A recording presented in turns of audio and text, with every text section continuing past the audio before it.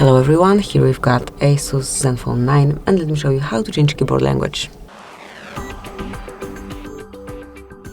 So at first let's open new message, or for example note any area where you can input some text. So here we've got the current keyboard, and if you wish to change it, tap on settings icon, select languages, now tap on add keyboard and pick the one that you would like to apply.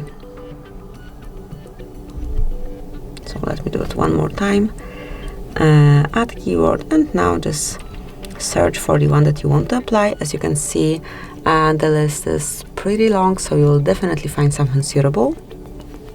So here we've got the end. Now just pick the language that you want to apply, tap on done, and then you can also remove unnecessary languages. Let's go back, and as you can see, keyboard language has been changed. So that would be all. Thanks for watching, please subscribe our channel and leave the thumbs up.